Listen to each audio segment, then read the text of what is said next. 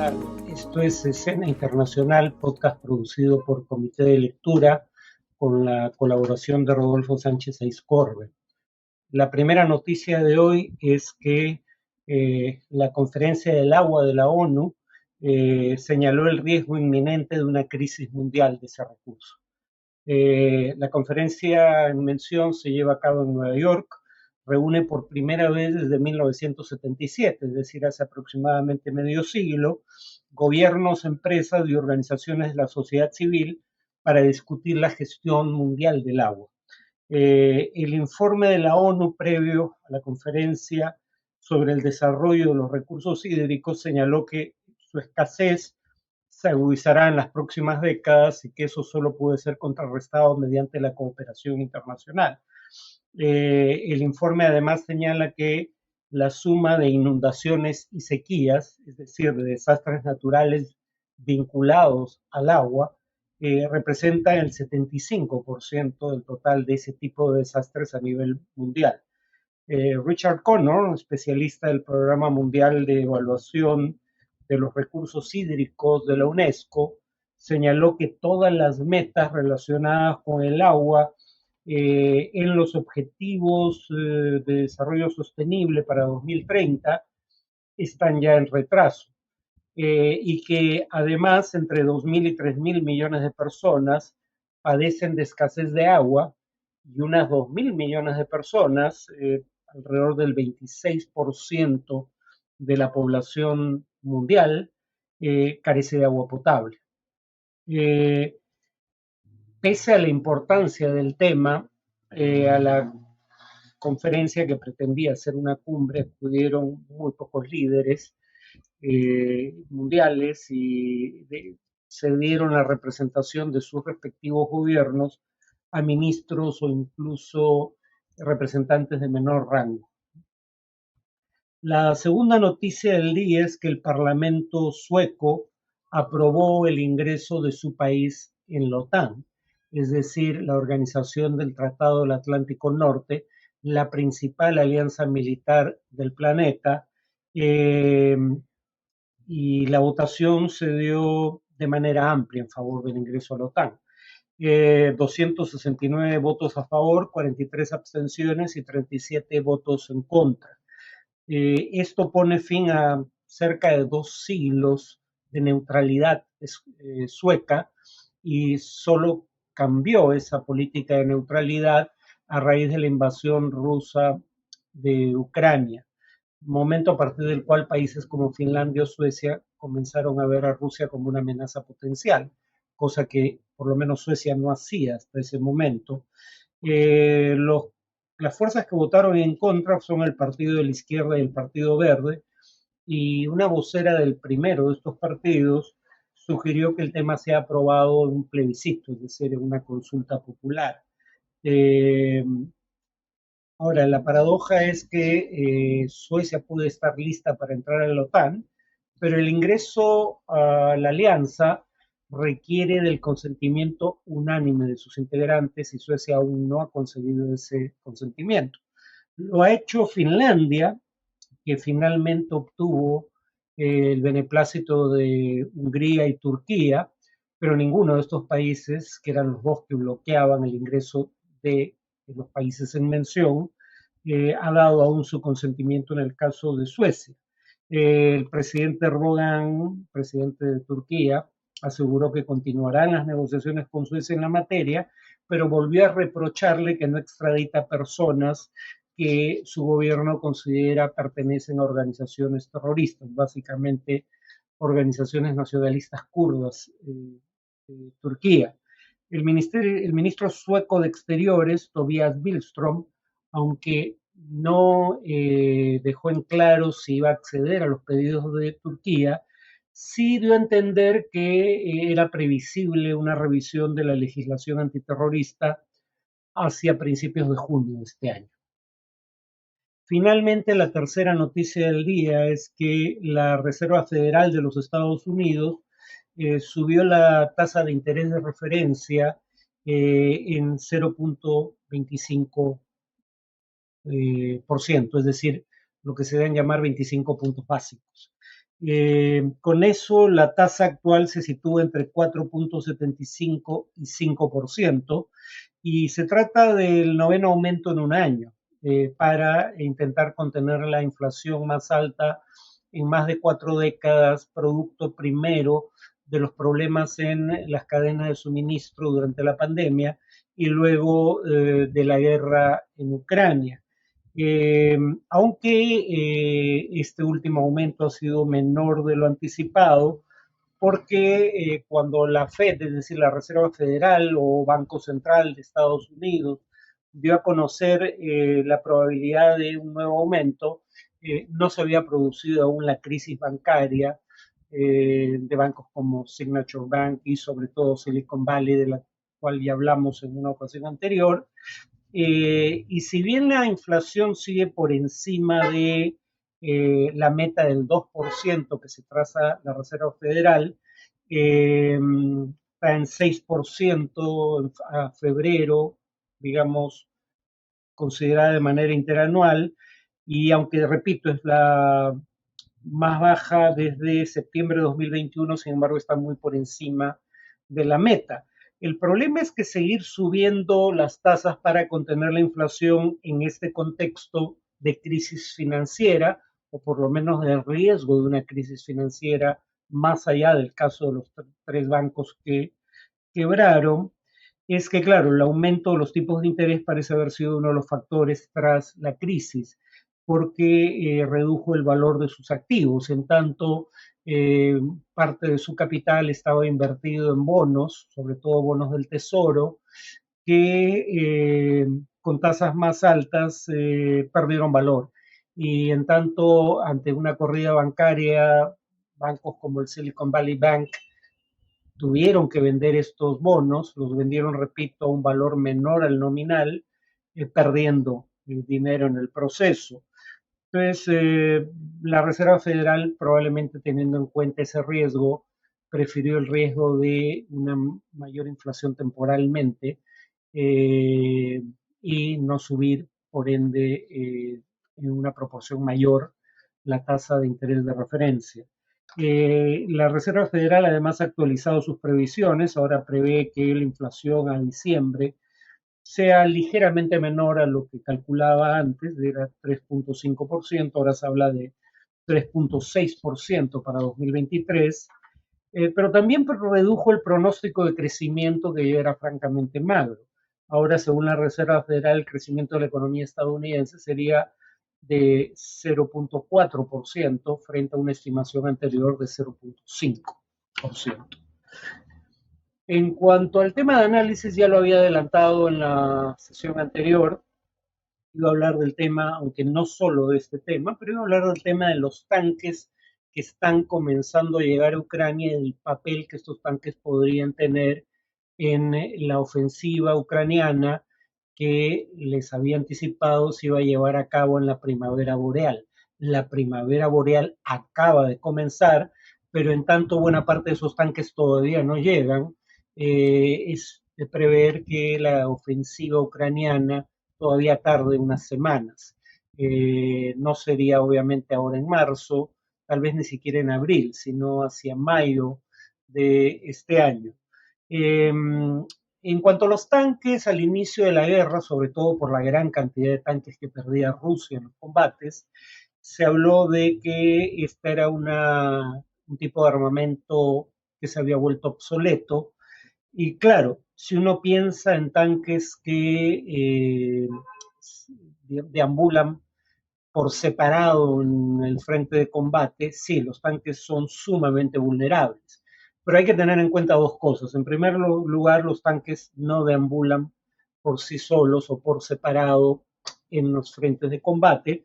Habitualmente, digamos, participan de los combates en unidades que tienen cuando menos 12 tanques, que es lo que tiene aproximadamente una compañía, o unidades mayores, es decir, nunca ataca uno o dos tanques por separado.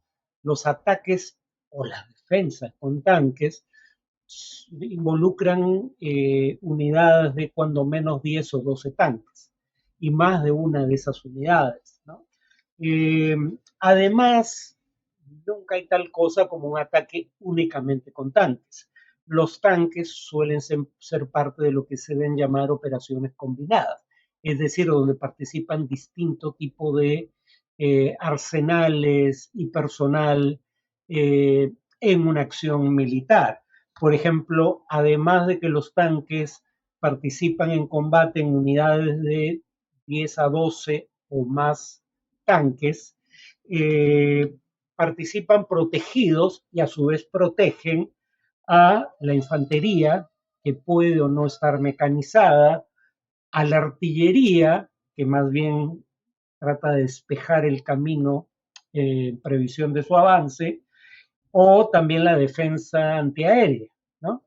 Que protege a los tanques de ataques con drones o con aviación. Eh, entonces, repito, los tanques ni van solos, ni van únicamente en unidades compuestas por tanques, sino en operaciones combinadas. Y los tanques siguen proveyendo las ventajas que siempre representó su uso. Básicamente lo que algunos van a llamar un 3 en 1. Los tanques proveen a la vez de artillería, blindaje y movilidad, ¿no? Hay piezas de artillería que no son particularmente móviles, cada vez menos, pero las hay todavía. Las piezas de artillería no suelen estar protegidas por un blindaje, como si es el caso en los tanques. Y repito, los tanques tienen cañones, luego entonces son en sí mismas piezas de artillería. Eh, claro, alguien podría preguntarse, pero la previsión es que Ucrania en el mejor de los casos recibiría hasta 300 tanques.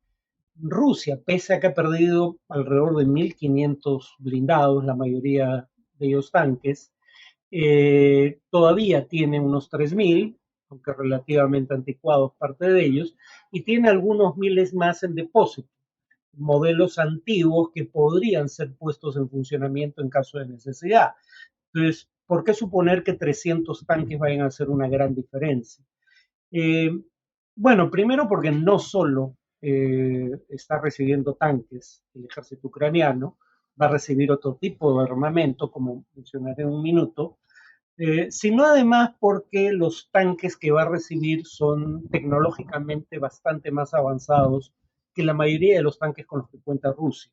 Por ejemplo, son tanques que permiten identificar un blanco a mayor distancia de aquella a la que puede identificar un blanco un tanque ruso promedio. Entonces, pueden atacar un tanque ruso mucho antes de que el tanque ruso detecte la presencia de un tanque ucraniano de fabricación occidental.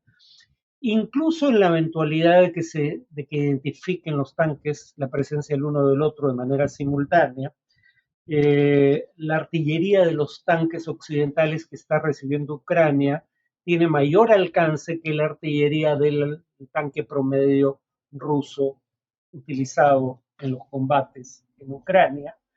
Y por último, son tanques, sobre todo los Leopard alemanes, que por eso tienen un peso de unas 60 toneladas, son tanques que cuentan con un blindaje bastante más grueso o mejor, de mejor calidad que los tanques rusos. Y en ese sentido tienen mayor protección frente a bazucas o en general ataques contra esos tanques por parte de fuerzas rusas.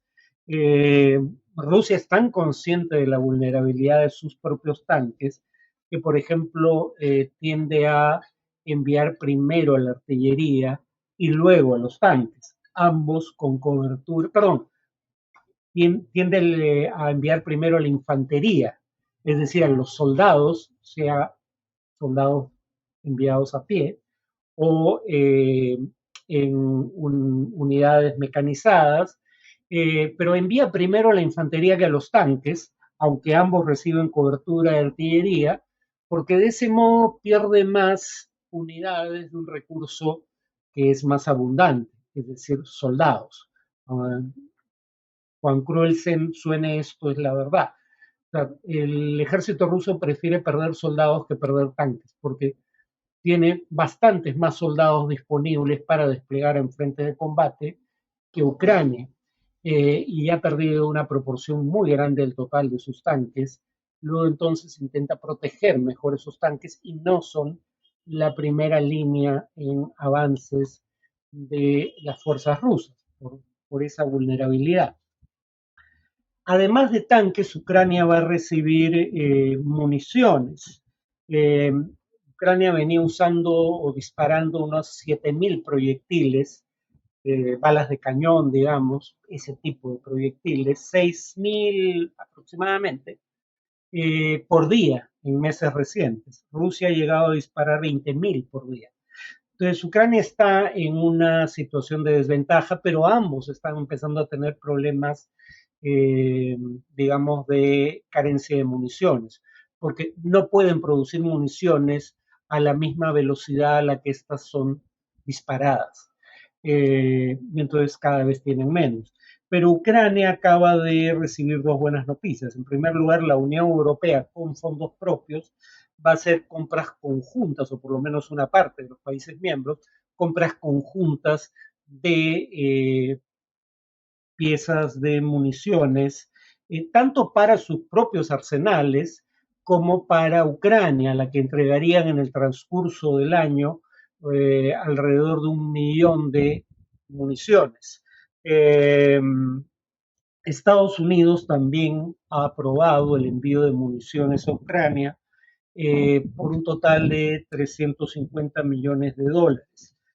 Ahora, se habla, dada la visita reciente de Xi Jinping a Moscú, de la posibilidad de que China entregue armas a Rusia. Yo tiendo a creer que esto es altamente improbable, salvo en el escenario, también altamente improbable, de que las fuerzas rusas estén a punto de sufrir un colapso sistémico en los frentes de combate. Eh, Porque, claro, Rusia es el principal aliado de China frente a lo que consideran una amenaza común de Occidente en el plano militar, por no mencionar el riesgo de aplicación de sanciones que se han aplicado contra ambos países por parte de potencias occidentales. Pero al mismo tiempo, China tiene como socios comerciales fundamentales a Estados Unidos y la Unión Europea, que en conjunto o por separado son mucho más importantes como socios comerciales que Rusia. Entonces, China también tiene un interés en evitar eh, sanciones secundarias por parte de las potencias occidentales o sanciones en general, ¿no? Entonces, por ejemplo, entregar drones es algo que China probablemente no haría, porque en la eventualidad de que un dron de fabricación china sea derribado por fuerzas ucranianas y tengan acceso al mismo o a sus restos, podrían identificar el origen. Más probable es, sin embargo, que China provea a Rusia justamente de lo que le está haciendo falta en este momento, como veíamos, que son municiones. China, digamos, primero sus modelos de municiones, los que fabrica China, son relativamente estándar, podrían removerse o cambiarse las marcas que podrían identificar el origen, o China podría simplemente exportar municiones a Rusia vía terceros países, Corea del Norte, Irán, por ejemplo, o más aún podría dar incentivos a esos países para que exporten sus propias municiones a Rusia. En ese sentido, ese es el tipo de apoyo que es concebible de China a Rusia, pero aún no se ha dado y me parece bastante menos probable que China arriesgue el ser sometida a sanciones por parte de las potencias occidentales por enviar armamento ofensivo a Rusia en el contexto de una inminente ofensiva ucraniana. Bueno, eso es todo por hoy. Nos vemos en el siguiente podcast.